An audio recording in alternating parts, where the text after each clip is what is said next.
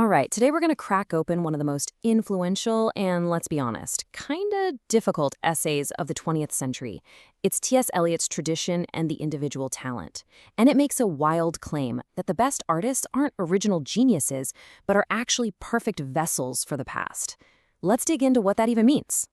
So, let's just start with a really fundamental question. When you think about a truly brilliant artist, a poet, a painter, anyone, what's the first thing that comes to mind that makes them great? For most of us, right, the answer is originality. We love the artist who breaks all the rules, who expresses something that feels deeply personal, totally unique to them, something the world has never seen before. That's the whole romantic idea of the artist as this lone genius. But what if that whole idea is just wrong? Well, T.S. Eliot certainly thought so. And his first move in this essay is to take a sledgehammer to that idea of the lone genius, what he basically calls the myth of originality. He kicks things off with this bombshell of an idea. He says that when we're hunting for what's brand new and different in an artist's work, we're actually looking in completely the wrong spot. For Eliot, the most powerful, the most important parts of any work of art are the moments where the artists of the past are practically speaking through the new work. Okay, so if the past is that important, what on earth does Eliot mean by tradition? Because for him, it wasn't a bad word. It had nothing to do with being stuffy or old-fashioned. It was something way more alive and, well, essential. And this is where he completely redefines the term. See, most people think of tradition as just copying the people who came right before you, a simple chain. But Eliot's view, it's totally different. It's about seeing the entire history of art, from Homer to yesterday, as if it's all existing at the exact same time in one big, living network. This all comes down to a special skill he calls the historical sense. And this isn't just about being book smart or acing a history test. It's a feeling.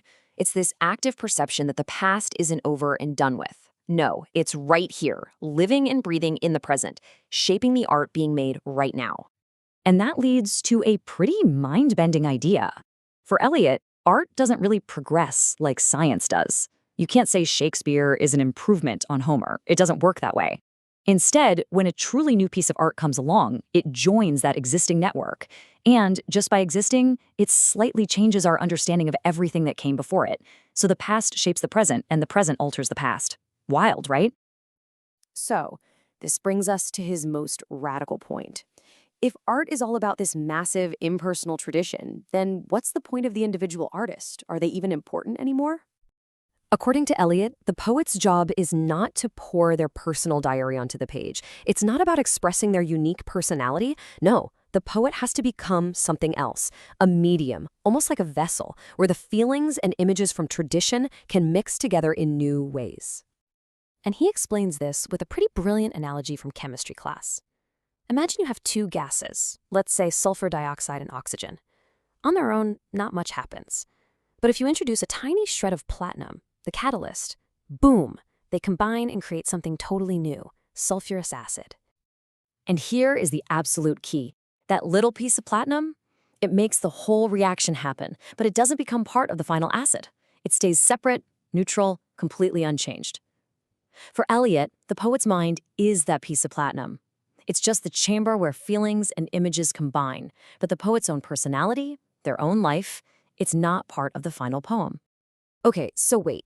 If the poem isn't about the poet's actual feelings, then what is this emotion we're feeling when we read it? This is a really important distinction for Eliot. Eliot draws a really sharp line in the sand here. The actual sadness a poet feels because they had a bad day, that's a personal emotion. But the emotion you feel reading their poem, that's an artistic emotion.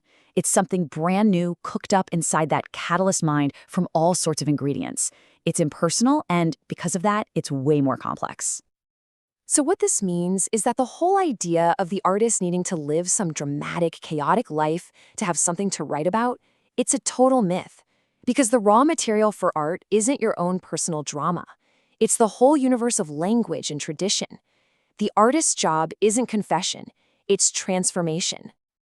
All of this builds to Eliot's final, stunning conclusion, and it basically flips our whole modern idea of art completely upside down. And there it is. We tend to think that art is the ultimate form of self-expression, right? A way to show the world who you really are. Eliot says no. The entire process of making art is a constant surrender of yourself, a deliberate extinction of your own personality. He actually has a name for this, Depersonalization. It's this idea that only by getting away from your own limited feelings in your own little life can an artist tap into that much bigger, more meaningful, historical sense. That's how you create something that lasts, something that joins that timeless tradition of art. And that's kind of where Eliot leaves us, with this huge challenge to everything we think we know about art. It forces us to ask ourselves, when we look at a piece of art, are we really looking for the person who made it? Or should we be looking for something much, much bigger than that?